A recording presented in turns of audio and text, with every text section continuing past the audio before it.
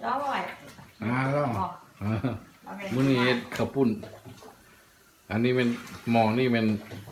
มีก็ หมอกระปุ้น หม้อข้าวปุ้นบ่มีอัน ใส่ แป้งนัวบ่มี แป้ แป้ง งนั นัว ว ตัวนี้บ่มีแป้งนัวนี่แป้งนัวตัวนี้ อันนี้มี ตัวนี้เป็นนัว บวงสะอาดบ่ บอตี้ใส่บวกระปุ้น แม่นบ่บวงตักข้าวปุ้นอยู่วะแม่นบ่ กระปุ้นนะคนกระปุ้น อืม ใส่ละ เดี๋ยวบ่ช่วยเลยอันน่ะมีก็อันน่ะน้ำปลาแซลมอนคุณอุ้ยรวยมีต้นเลือดพร้อมด้วยพี่น้องมีอย่างอีกนะไพ่ ฮะ มีอันน่ะพุ่งหมูแซ่บ ปลา อันนี้ กุ้งหมู ป เดื ลา อด แซลมอนหมู ว่าซั่นๆตัวนี้มันมีแป้งนัวตัวนี้แล้วมันเข้า เข้า เข้าหรือเข้าตัวนี้บ่มีแป้งนัวนี่ตัวนี้บ่มีแป้งนัวแซ่บบ่แซ่บตัวนี้บ่มีแป้งนัวนี่เอาแล้วนี่จะ เอา มา ต้องเลือดเห็นบ่ต้องเลือดเห็นบ่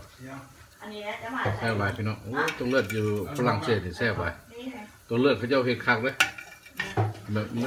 บ่คือบ้านเฮาได้แข็งโกโลอันนี้มันอ่อนนิ่มเนาะมันไผเนาะ อ่อนนิ่ม นิ่มแซ่บนี่ คือการกับอันเดือดไก่นี่ แม่น มันอ่อน คักแซ่บว่าซะ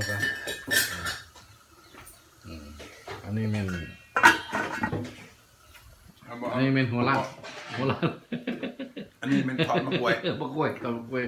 อันนี้ข้าวไม้สีเดี๋ยวนี้นี่น้ำอยู่นี่บ่ลงนี่เห็นบ่ เดี๋ยวก่อนพี่น้อง ใส่ เร็วต่างประเทศ ไฮใส่นี่ โอ้ยบ่มักเรือแล้วนี่ขายแล้วที่นาขาย คล้ายบ่ ที่นาขายแล้วบ่ เร็ว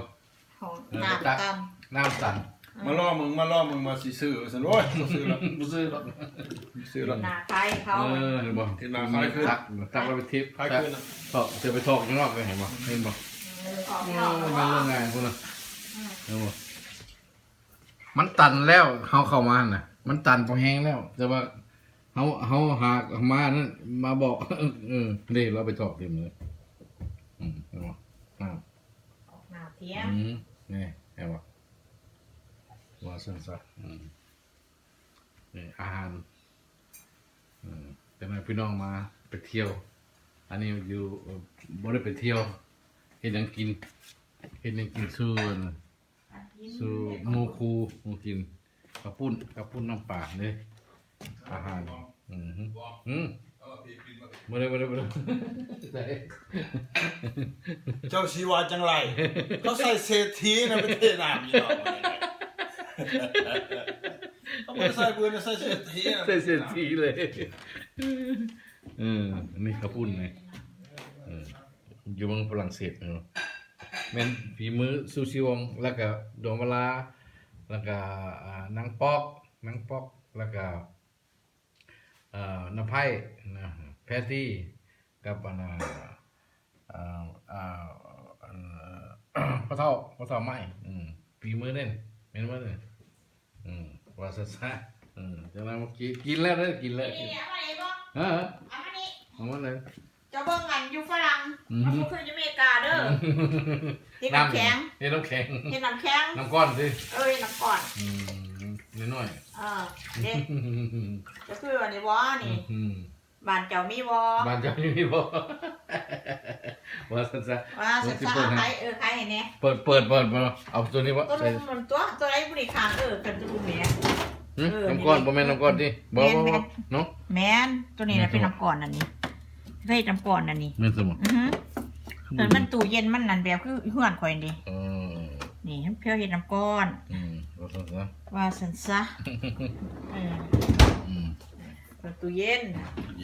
ตู้เย็นแบบที่เฮือนข่อยแบบที่จริงข้าวปีบ่อยู่นี่ก็ได้แต่ว่าจิมีบ่ อันนี้ก็ภาษาฝรั่งว่าอะไร โอ้ยมีแต่หนา ฟิเซอร์ไมโครเวฟว่าซั่นซะ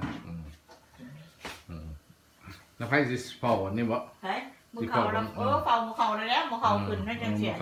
โอเคจ้ะนะ โอเค thank you เอาพาอันนี้ก่อน นี่ซื้อมาหมดเลยมาหมกมาม่ากินไข่กินเดินมาซามาข้าวฟอกกาแฟเดี๋ยวมาซะบรรยากาศโอเคอยู่อากาศดี คุณเขา น้ ซอ อง ส ฝรั่งเศส thank you Paris ว่าซะซะละ